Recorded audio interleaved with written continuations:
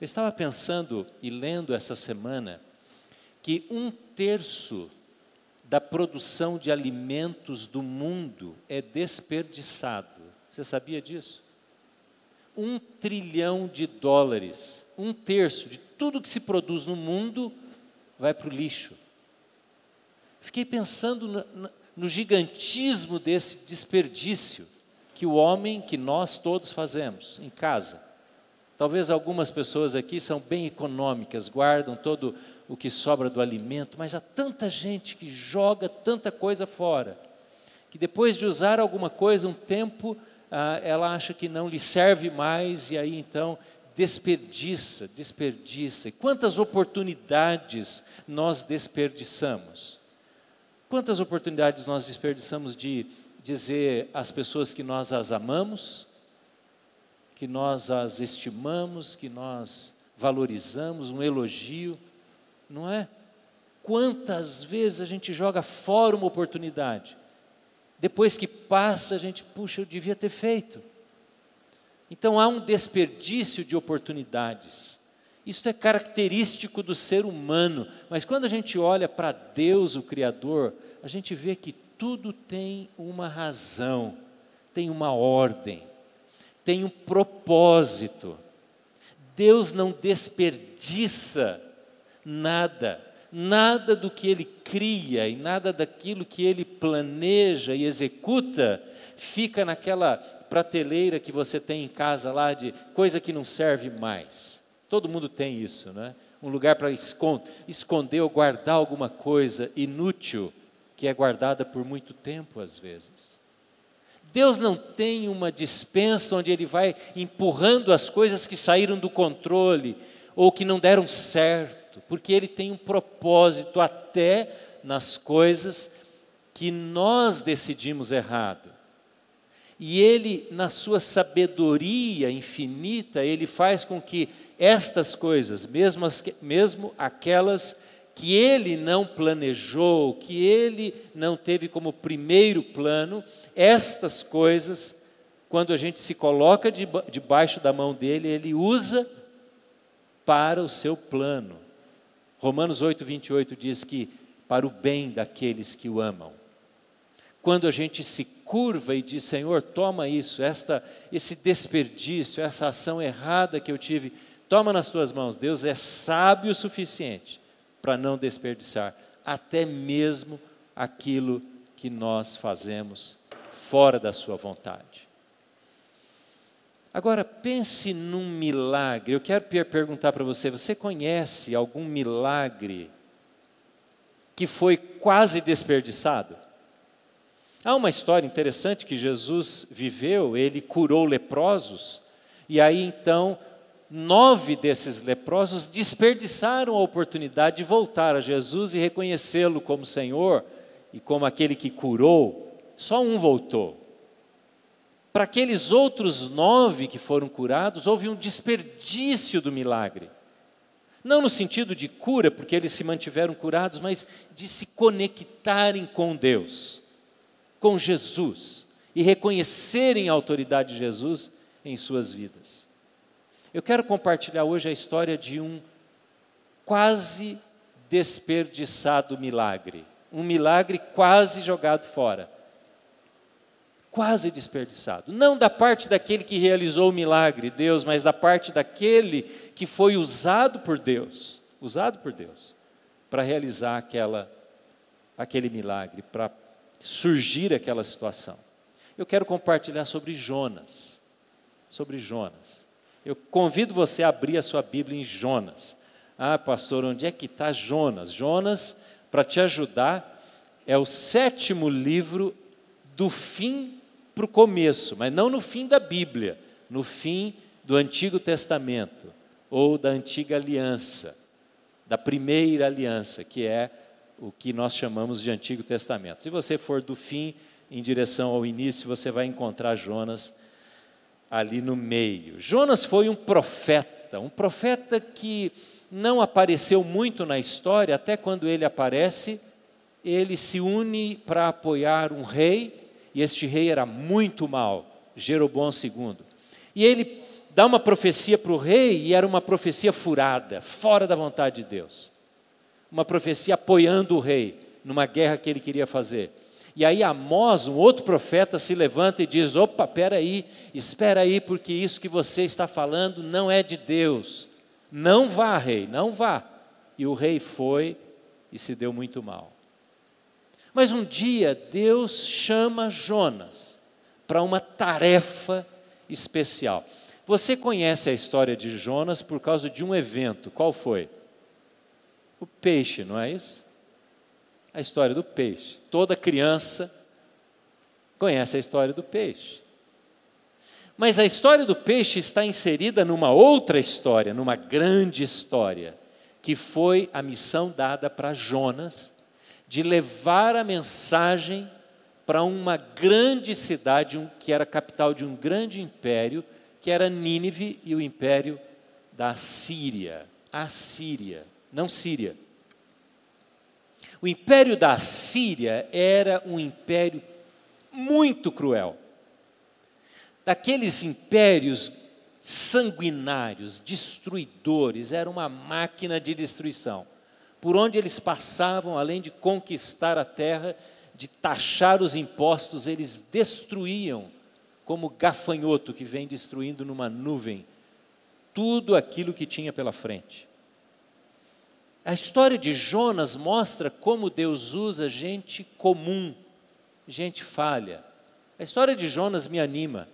E a história de Jonas deve animar você também, porque a história de Jonas é essa história nua e crua, de alguém que Deus usou para realizar um milagre, mas também de alguém que quase que jogou fora tudo, depois que o milagre aconteceu, enquanto estava acontecendo. Ele rejeita esta missão, ele diz para Deus: eu não quero ir, por isso ele vai parar na barriga daquele grande peixe. Gente, alguém pode ter dificuldade? Eu até admito que você possa ter dificuldade, alguém que nos ouve possa ter dificuldade em entender essa história do peixe.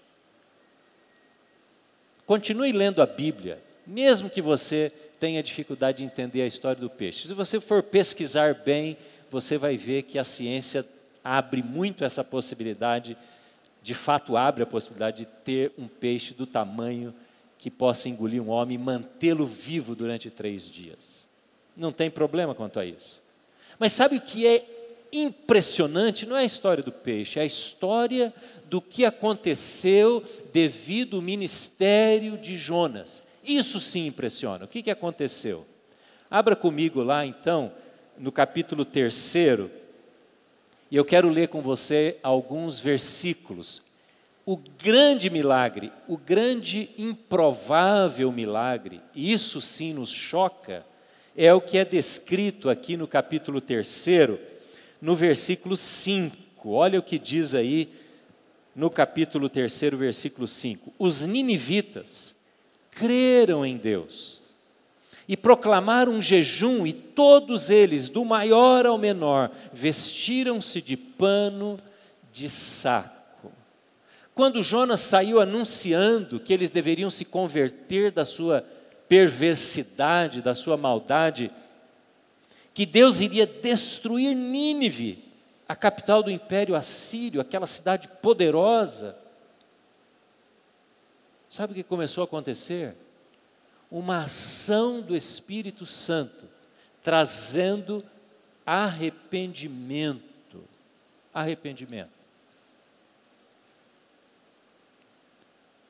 Talvez para ajudar a gente a entender o que significa Nínive se arrepender, eu queria convidar você, pedir a você que pensasse agora num lugar, talvez um lugar geográfico, numa cidade que você ouve falar, onde há muita maldade, muito crime, muita crueldade. Ou num grupo de pessoas que promove muito erro, muito crime, muito mal, que prejudica muito a sociedade. Talvez você possa pensar naqueles que abusam de crianças, naqueles que fazem tráfico de pessoas, naqueles que promovem as drogas, naqueles que divulgam comportamentos de destruição. ou naqueles que se corrompem e corrompem os outros e roubam a sociedade. Imagina esses grupos de pessoas ou esses locais numa cidade se converter, todos eles, ao mesmo tempo. Imagina o impacto que isso ia causar. Se esse grupo todo se voltasse para Deus, não contra Deus, e dissesse: nós temos pecado, nós queremos nos arrepender, nós queremos restituir à sociedade daquilo que nós roubamos, do mal que fizemos. Seria parecido com o que aconteceu em Nínive. Foi tamanho o impacto do que os ninivitas começaram a experimentar este arrependimento, que o rei ficou sabendo. Agora, veja o versículo 6, o que o rei fez. Quando as notícias chegaram ao rei de Nínive, ele se levantou do trono, tirou o manto real, vestiu-se de pano de saco e sentou-se sobre cinza. Então fez uma proclamação em Nínive. Teve um decreto do rei que diz o seguinte: por decreto do rei e seus nobres, não é permitido a nenhum homem ou animal, bois ou ovelhas, provar coisa alguma. Não comam nem bebam, jejum. Jejum aqui era símbolo do arrependimento. Outra coisa, cubram-se de pano de saco, e tanto homens como animais, e todos clamem a Deus com todas as suas forças. Deixem os maus caminhos e a violência. Talvez Deus se arrependa e abandone aquilo que disse nos faria. Talvez Ele se arrependa e abandone a sua ira e não sejamos mais destruídos. Veja o impacto da pregação de Jonas naquela cidade. Da pessoa mais simples e pobre da periferia até o palácio, houve um senso de culpa e de pecado e de necessidade de arrependimento, que assim aconteceu. Tamanho foi o arrependimento, e tamanha foi a mudança, que o versículo 10, o último versículo desse capítulo, você pode acompanhar aí, diz assim: tendo em vista o que eles fizeram, e como abandonaram os seus maus caminhos, Deus se arrependeu e não os destruiu como tinha ameaçado. Essa palavra, Deus se arrependeu, ela causa estranheza, não causa? Porque arrependimento, nós primeiramente entendemos como alguém que estava procedendo erroneamente, e por causa da consciência denunciar, ele muda de direção. É isso que pensamos quando falamos em arrependimento.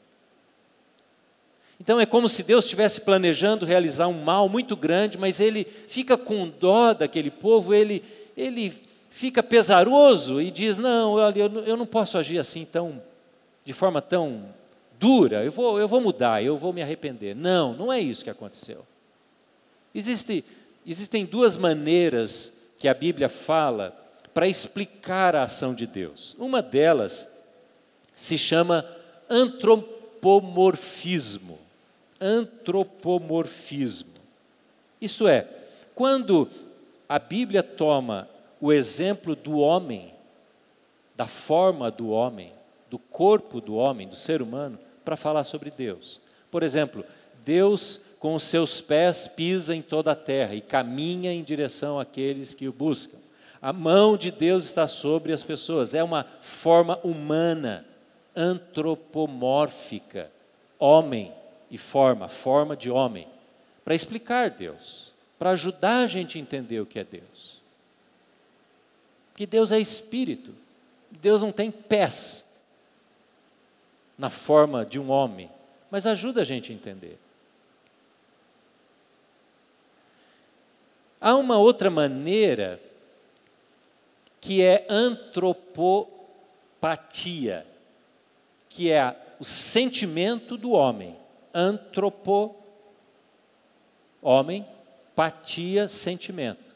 Quando diz então, Deus se arrependeu, Ele está dizendo, olha, Você já mudou de ideia alguma vez? Foi isso que aconteceu com Deus. Você já sentiu tristeza alguma vez? Foi isso que aconteceu com Deus. É um sentimento humano que ajuda a gente a entender o caráter de Deus. Mas o que Deus fez não foi mudar de ideia porque Ele, puxa vida, agora eu fui pego em surpresa, eu tinha planejado isso e agora eu vou precisar fazer aquilo. Não foi isso. Porque Deus havia dito, vocês se arrependam ou eu vou destruir. Vocês se arrependerem, eu vou fazê-los viver. Então não tinha que se arrepender. Já havia decidido e decretado e falado e postulado aquilo que Ele mesmo iria fazer. Mas quando o escritor desse texto quer explicar a mudança tremenda que aconteceu, ele diz isso, Deus se arrependeu e aí disse que não faria mais aquilo que havia dito lhes faria. Só que acontece uma reação esquisita, problemática, doentia, desperdiçadora na vida de Jonas. Como começa na sua Bíblia o primeiro versículo do capítulo 4? Veja aí na sua casa, aqui no banco. Jonas, porém, ficou profundamente descontente. Veja bem o que está escrito. Jonas ficou profundamente descontente com isso e enfureceu-se.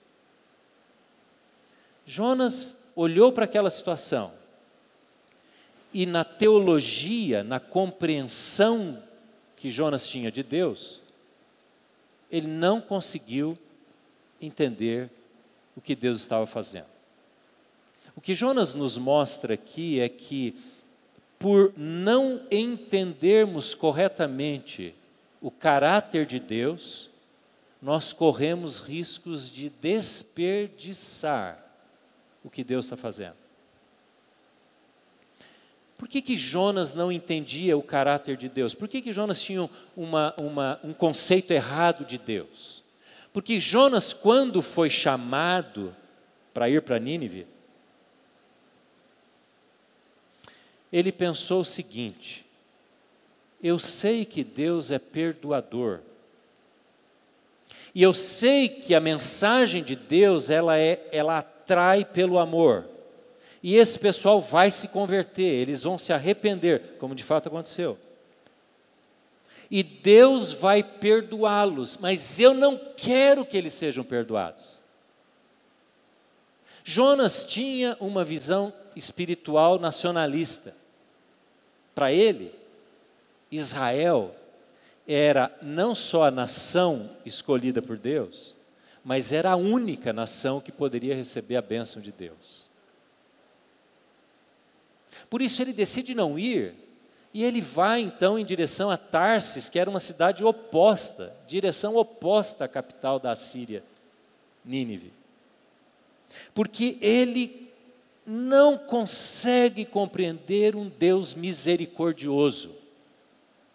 Na teologia, no entendimento de Jonas, não há lugar para um Deus perdoador, pelo menos para o Império Assírio.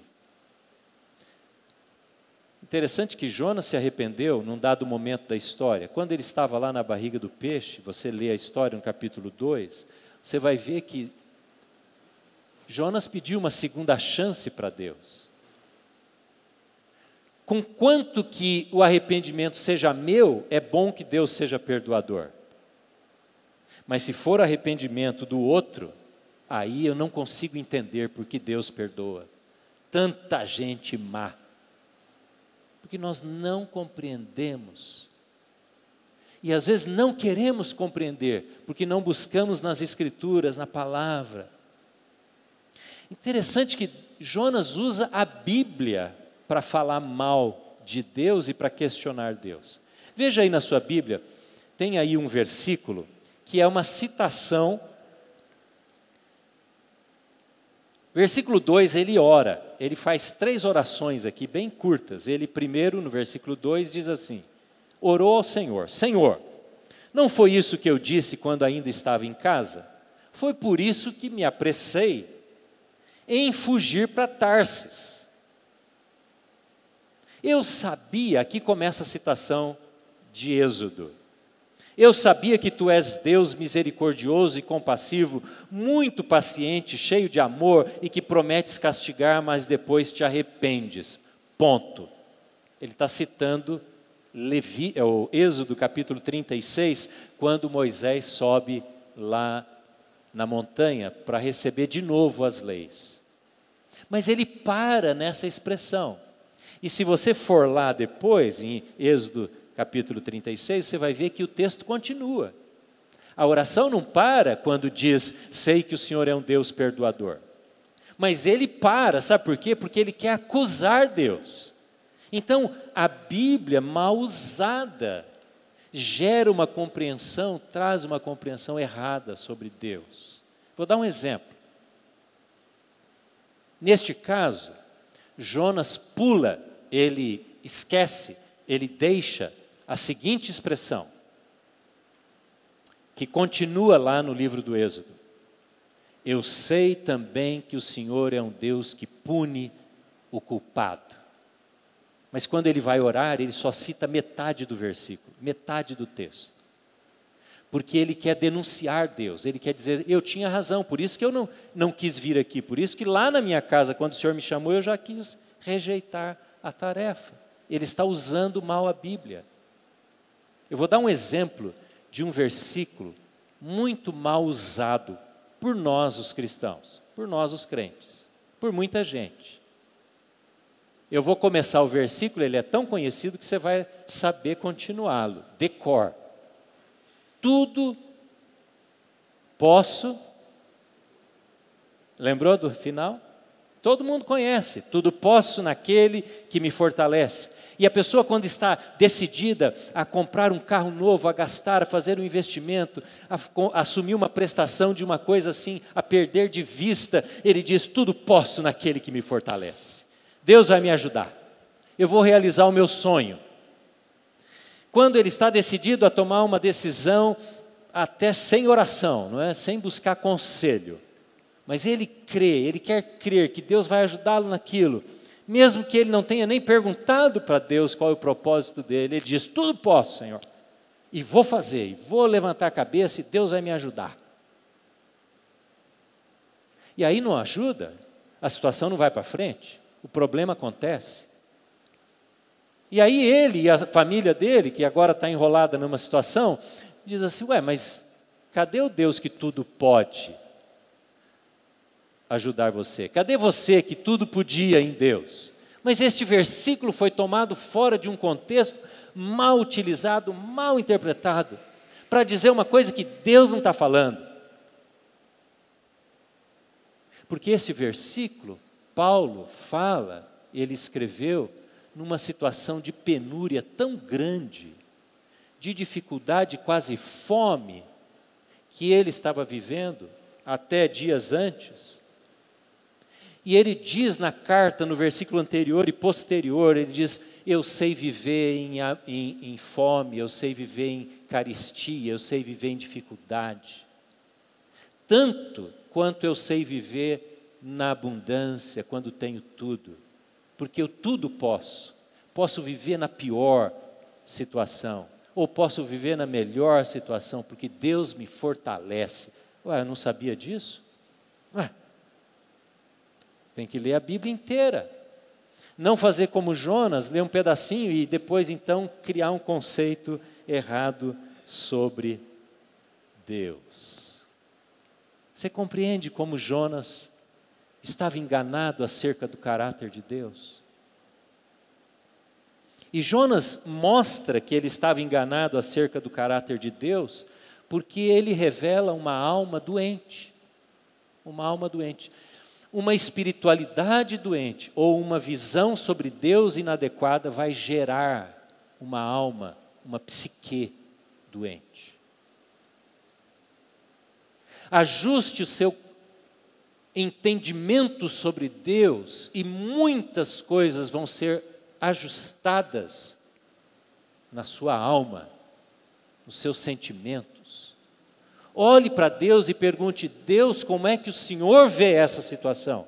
Porque eu quero repetir aqui na terra, na minha vida, o que o Senhor faria.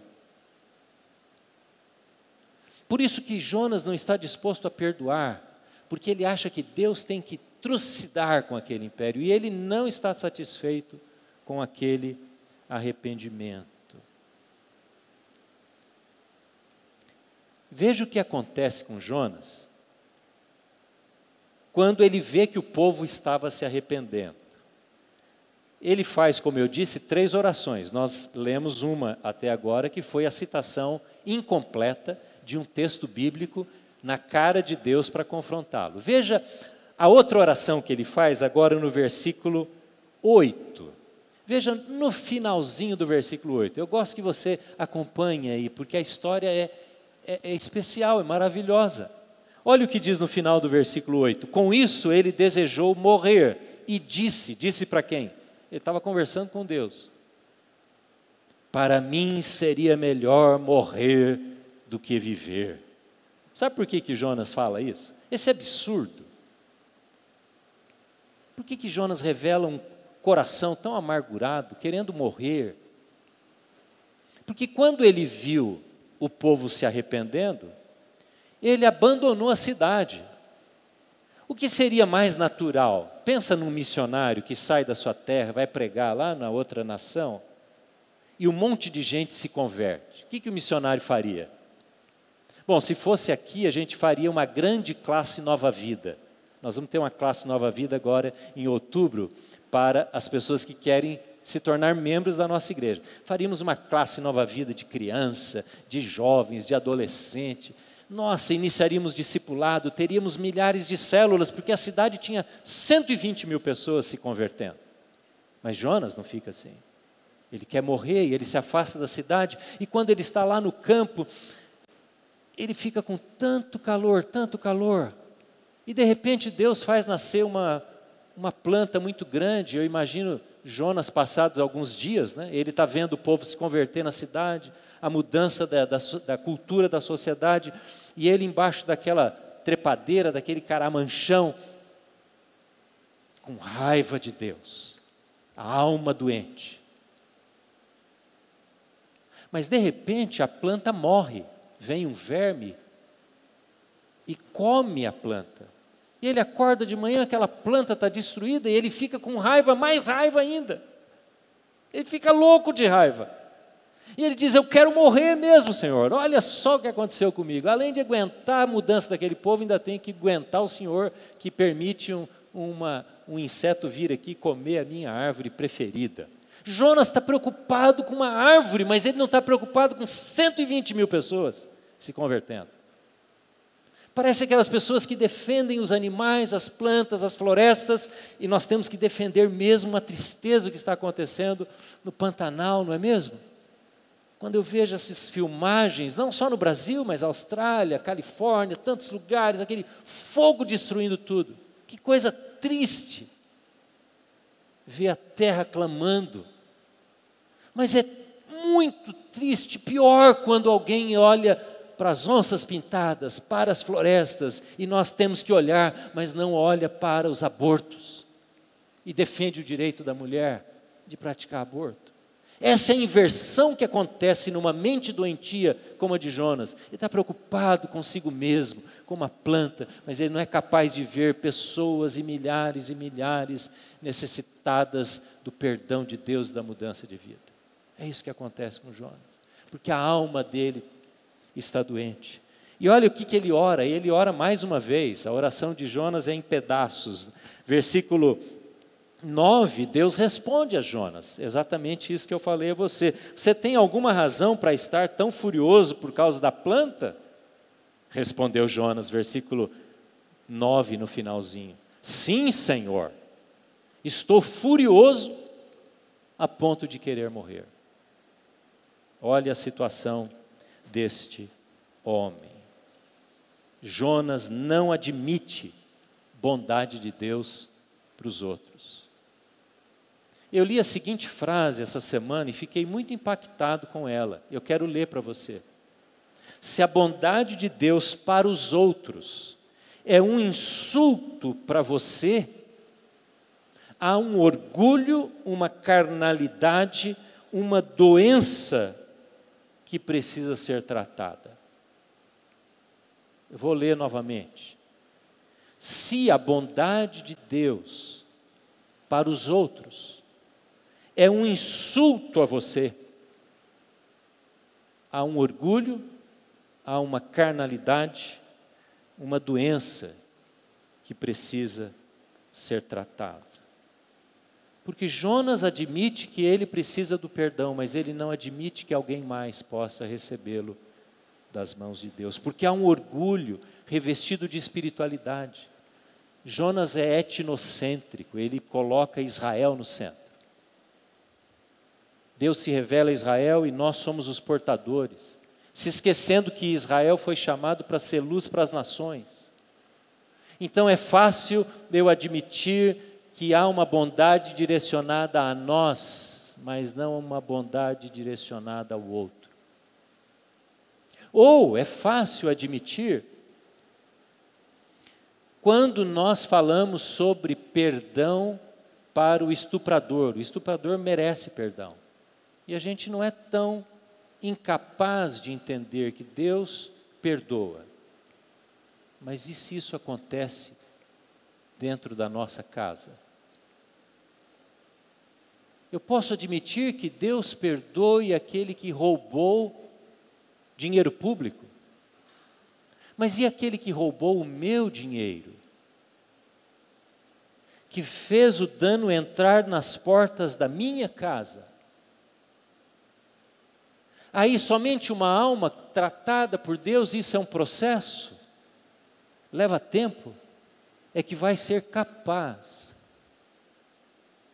de olhar para o perdão e a bondade de Deus para os outros e dizer, assim como eu também quero que o outro receba. Por isso Jesus fala tanto em perdão. Porque é tão fácil entendermos que nós precisamos do perdão de Deus. Mas quando alguém nos trai, quando alguém nos faz passar por uma situação de dor, sofrimento, aí então nós olharmos para essa pessoa com perdão é muito diferente. Há um preconceito na cabeça e no coração deste homem. Irmãos, nós precisamos e devemos ter conceitos firmes. Você não deve ter dificuldade, você precisa ter facilidade em ter um conceito claro sobre ideologia de gênero. Por exemplo, a Bíblia é clara ao tratar sobre relacionamento heterossexual. A Bíblia é clara a falar sobre homossexualidade. Mas isso não nos dá o direito de rejeitarmos as pessoas, de desprezarmos as pessoas.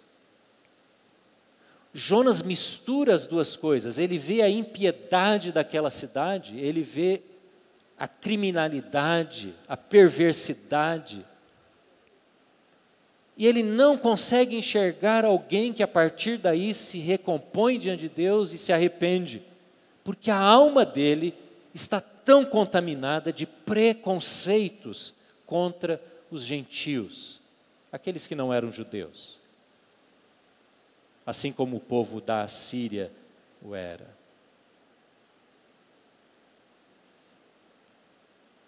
Jonas tem um conceito errado de Deus, e isso gera uma alma adoecida, e essa alma adoecida o afasta de Deus e das pessoas. Quando ele vê a cidade se convertendo, ele vai para fora da cidade. Diz aí no capítulo 4, no versículo de número 5, que ele sai da cidade, ou ele sai do meio do povo, ele termina de pregar, começa a ver os resultados, ele vai para o campo, e lá fica durante uma temporada. Ele não quer contato com ninguém, porque ele está doente. Você já viu pessoas assim? Pessoas que não conseguiram lidar com a dor, com a perda, com a mágoa, o ressentimento, e elas começam a se afastar dos outros, se afastar de Deus. Ele não quer saber desse milagre, ele vai jogar fora tudo, porque ele não consegue viver essa situação. A pergunta que eu faço para terminar é o seguinte: quem escreveu o livro de Jonas? Há um consenso entre aqueles estudiosos do Antigo Testamento, do hebraico, que o livro de Jonas foi escrito por ele mesmo. Porque quem saberia o que Jonas estava pensando, se ele mesmo não revelasse? Todo esse drama interior, essa vergonha, que nós olhamos para Jonas agora, nós podemos entendê-lo e estudá-lo e conhecê-lo, mas que vergonha agir dessa maneira, tão infantil, tão imatura, com tão pouca falta de fé e de compaixão. Quem escreveu isso? Ele mesmo. Ele foi capaz de depois, assim como aconteceu lá na barriga do peixe, pensar melhor e dizer: como sou tolo. Como sou tolo. Vou contar a minha história. E é interessante que ele termina com uma pergunta. Na verdade, a pergunta não é dele. Veja como termina o livro aí na sua Bíblia. Que ponto que tem no final do livro? Não é um ponto final. É um ponto de exclamação. É Deus perguntando para Jonas: Jonas, você teve misericórdia desta planta que foi destruída por um verme? Você é capaz de se arrepender lá na barriga daquele peixe? Como que eu não vou ter compaixão de 120 mil pessoas que não sabem discernir entre a mão direita e a mão esquerda? E ainda dos muitos animais. Veja, Deus é ecológico, Deus ama a natureza. Porque quando ele fala dos 120 mil habitantes, ele cita muito rebanho nessa cidade. Como é que eu vou destruir esse povo que está se arrependendo? Ele deixa essa pergunta. Deus não está afirmando. Ele não está pondo um ponto final, ele está deixando um ponto de interrogação. Sabe quando você faz um ditado no WhatsApp? E você pode terminar a sua pergunta dizendo, não é? Interrogação, e aí surge o ponto de interrogação. Esses dias alguém me mandou uma pergunta, mas eu acho que ela esqueceu de dizer interrogação. E aí eu achei que ela estava fazendo uma afirmação, porque terminou com ponto final. E eu não entendi, eu falei, o que essa pessoa está querendo dizer? Eu achei que ela estava dando uma bronca, uma ordem, alguma coisa, mas ela estava perguntando. Depois eu falei, não entendi direito. Aí ela falou, não, eu estou perguntando. Deus deixa uma pergunta aqui. Como, Jonas, que eu não vou ter misericórdia de 120 mil pessoas que não sabe discernir nada, que está começando a engatinhar agora, está começando a aprender agora? Essa pergunta Deus deixa para você e para mim.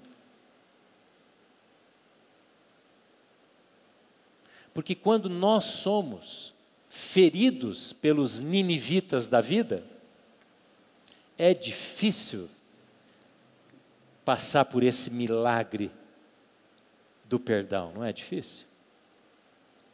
Talvez a pergunta que eu diria para nós hoje é: quem são os nossos ninivitas?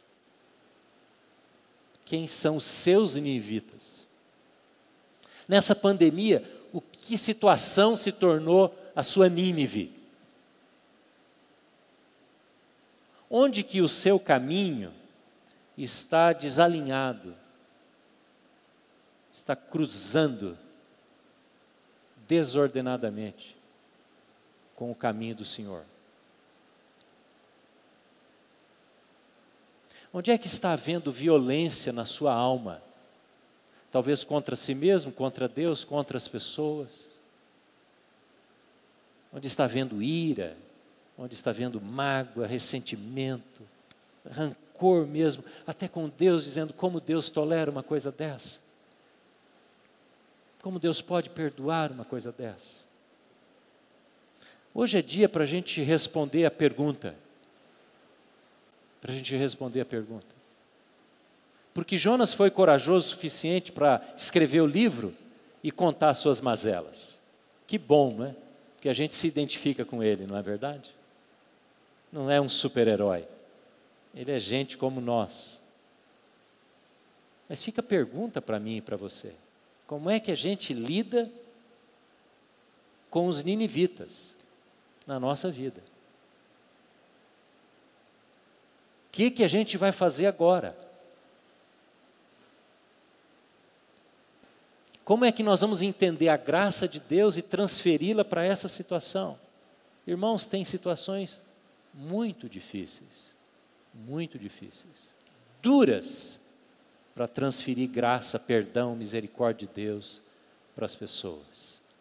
E a gente age como Jonas, a gente quer fugir.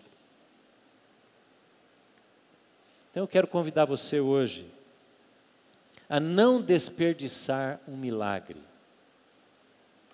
O maior milagre aconteceu em Nínive, não foi na barriga do peixe, isso é moleza. Foi em Nínive, porque foi aqui dentro. Foi dentro do coração, da vida daquela cidade. Eu quero convidar você a dizer: Senhor, é aqui dentro que eu preciso de um milagre. Sou eu ninivita. Ou eu vivi aquela situação, eu tenho uma Nínive para resolver na minha vida. Toma isso nas tuas mãos, Senhor. Quero convidar você a orar, a baixar sua cabeça. Você pode dizer para mim, eu até vou entender você, Senhor, ou pastor, isso aí é muito complicado, muito difícil. Mas sabe que Jonas, enquanto você está aí de cabeça baixa, em casa, pensando, Jonas nos faz lembrar Jesus. Porque assim como Jonas ouviu um chamado, Jesus recebeu uma ordem do Pai, de descer à terra, de vir à terra, se encarnar. Assim como Jonas ficou 3 dias no ventre de um peixe, Jesus ficou também 3 dias sepultado. E Jonas aponta para Jesus. A grande diferença é que Jonas, durante um bom tempo, não soube lidar com o perdão. Mas Jesus, o tempo todo, manifestava o perdão, a graça, até a sua morte, quando na cruz disse: Pai, eles não sabem o que fazem, eles não conseguem discernir nada em suas vidas, perdoa-lhes. Então, quando a gente se aproxima de Jesus, nós somos capazes de evitar os erros de Jonas. E eu quero convidar você a orar agora sobre isso.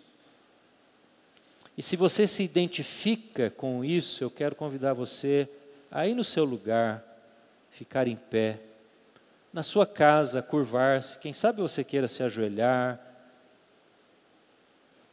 fechando os seus olhos. Ou aqui mesmo no templo você fica em pé e você vai orar comigo. E eu quero orar com você. Se você se identifica com este homem, e você quer ser usado por Deus,